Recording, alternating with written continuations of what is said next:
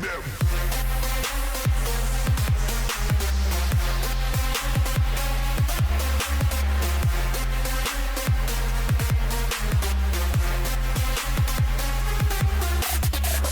What's going on YouTube? CodedProphecy here, back with another video for you guys. And as I said in the last video, I was going to be doing a follow-up video talking about the DNF beta and my final thoughts on it and how I feel about the game so far from what we've gotten to play over the weekend.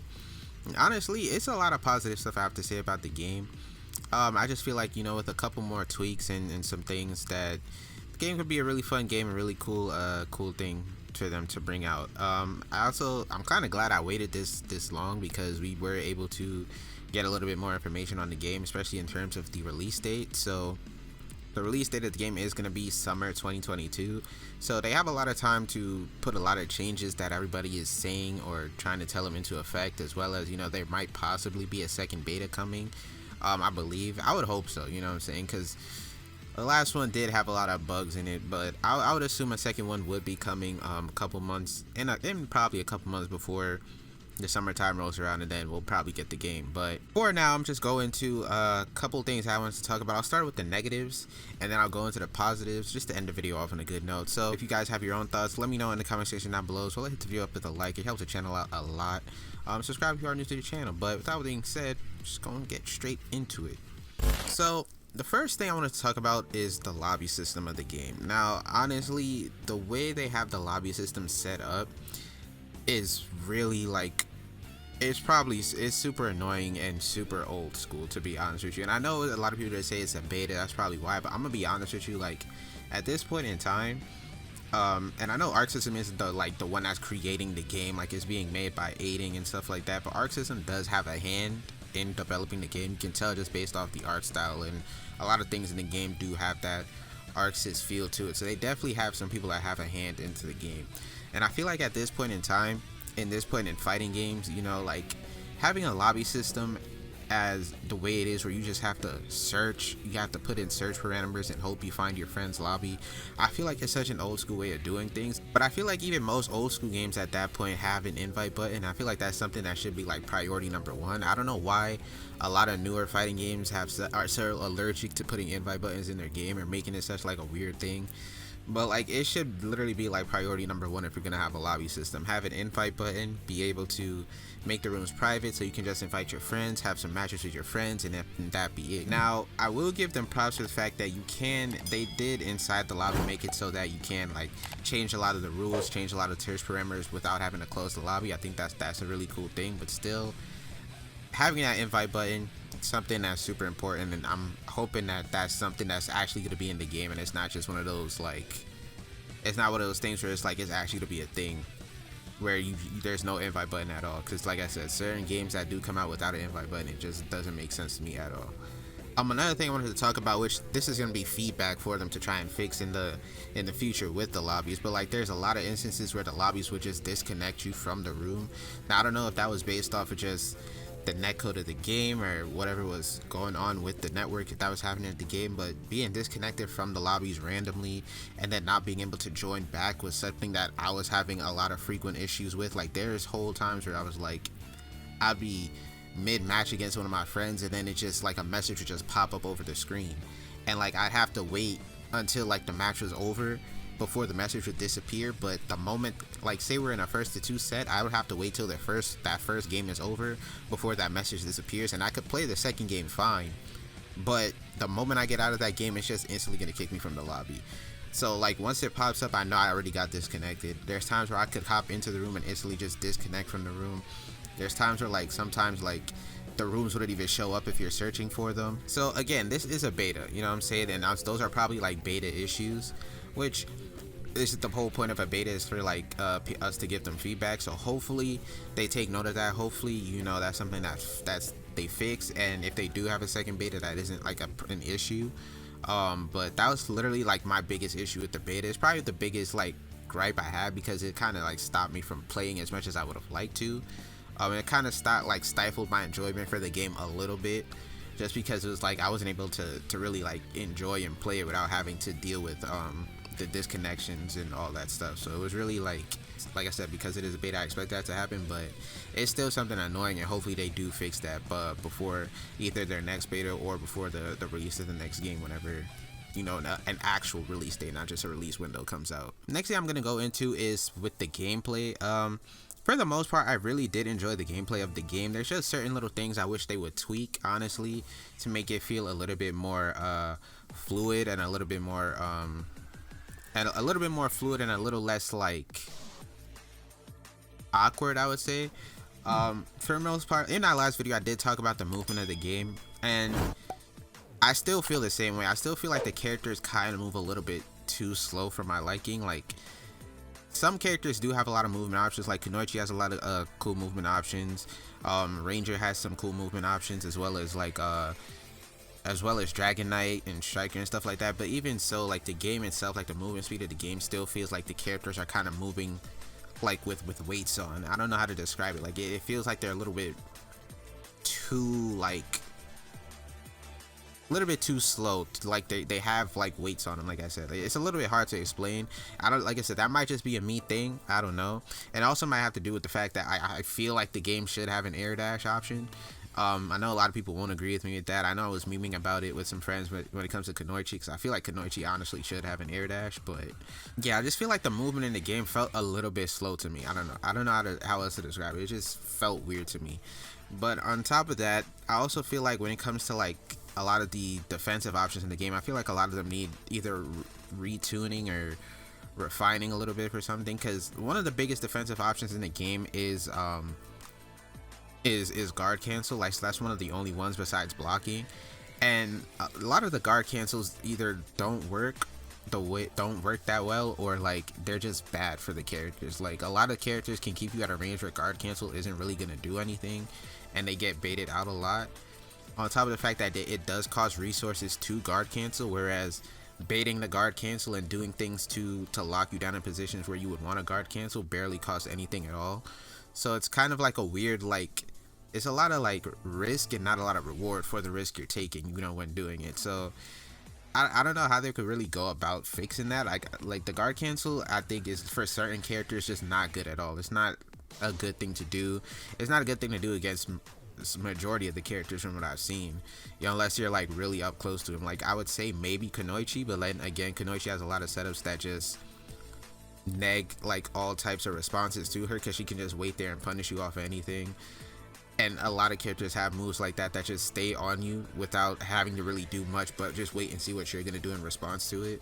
So at that point, guard cancel isn't really the best option for you to do. So I don't know, they need to do something about that. Also, when it comes to teching in the game, I don't like the auto tech system, I'm not gonna lie. I wish they would have just made it so you can tech manually, because the auto teching makes things feel a little bit awkward, and it also sets up for a lot of like nasty reset situations that you really have no control over at all.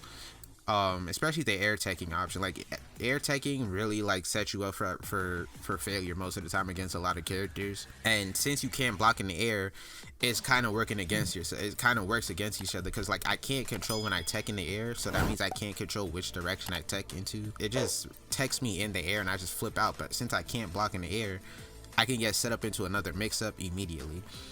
So I don't know, they can, if they want to keep the auto tech in, I feel like they should have an option to block in the air. I feel like that should be a thing in the game, especially with how normals and special moves work in this game. Air blocking is something I feel like they need to have.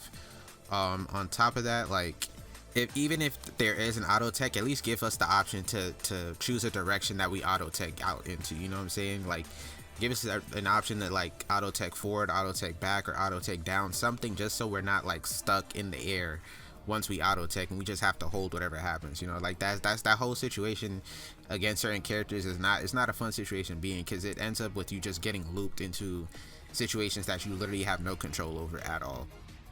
Also, one more thing that I want to talk about is also the lack of training mode that was in the beta. I know, like I said, it is a beta, so a lot of things I could understand them leaving out, but something like a training mode and a tutorial mode, I feel like should be one of the most important things you put inside of like a fighting game beta, especially because it's like, A training mode is going to be like one of the fastest ways people figure out if they really like the game and if they really like the characters that they want to try out in that game. And it's like just telling people to just hop online without knowing what they're doing. Like, I understand they put out the little like 30-second videos on their channel or whatever, which is cool, which is all fine, but it's like you could have just did the same thing and put it in the game at the same time. Now last thing I'm gonna talk about is probably just a little gripe for me, but I feel like I'm kind of mad that supers aren't invincible in the game. And I know that might just be a me thing, because it's like I feel like they should be. Like, why not? Like, if I called somebody out on something, or if I called out like a fake like Oki situation or something, and I have my level 3 to do it, why can't I just pop it and catch them? You know what I'm saying? And that's just a little gripe for me. Like I said, it's nothing super crazy, it's nothing super major. Like, if they don't make them invincible, I wouldn't be like upset about it. It would just be something that's like, why not? It'd be something like, why not? Why I can't be degenerate with my wake up supers? You know what I'm saying? Why I gotta hold everything? You know what I'm saying?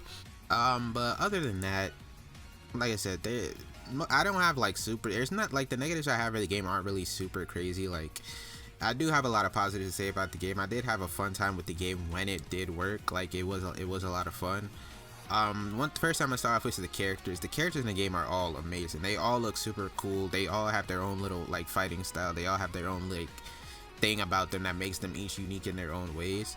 And I know the input system was something a lot of people were like griping about, which I feel like I'm gonna have to make a whole video on that in itself, maybe. But the whole like easy input argument and stuff to me is so like, I don't know. I get both sides of it, but again, it's something I probably have to make a whole video on itself. But having the characters be easy to access with how the inputs are, for the type of game it is and for the type of people they're trying to appeal to the game, was a smart decision for them to do. Not making it so that all the moves are on cooldown and you're just able to do them whenever you want, and you can link all the specials into themselves, also was a pretty good idea, because it gives you the freedom to just feel like you can do whatever special move you want and do whatever you want it to do whenever you want it to do it, and not really feel restricted by anything. The meter in the game also being like refilled the way it is like automatically was also a really nice touch, and you be having the option to use like your chip damage as a way to refill your own meter and extend your meter whenever, while also like just playing through the match normally and your meter just normally extending by itself as your health goes down, was also a really cool touch, because by the end of the match everybody basically is on the same playing field. Even if you're losing, like, you're basically on a different, the game basically has its own built-in like comeback mechanics in general. Like, if you're losing, you just automatically have more meter than the person that's winning anyways. If I remember correctly, like, I think that's how it worked. Every character has a way to do a lot of damage like really fast, so it didn't feel like you were ever at a disadvantage for real. Even if you really were, it never felt like you were. Like, making a comeback in that game was not, it never felt like it was impossible to do at all.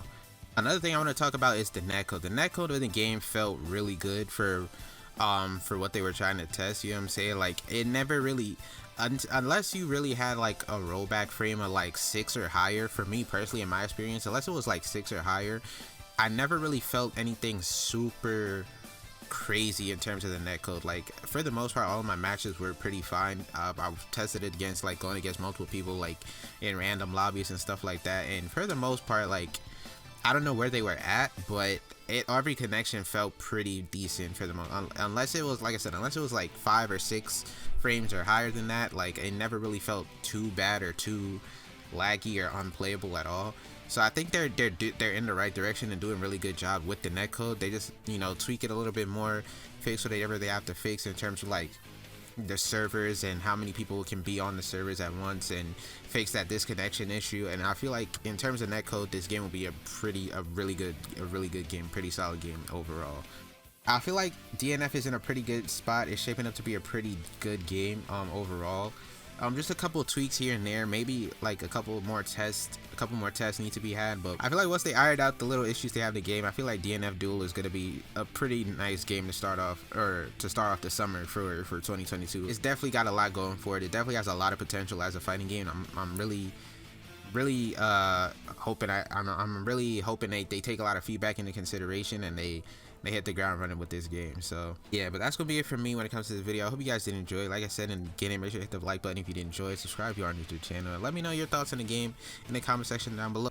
Who'd you play? How'd you feel about it? Just let me know. You can have a conversation down in the comment section. But with all that being said, that's gonna be for me. Thank you guys as always for watching, and I'm gonna be out. So, boy.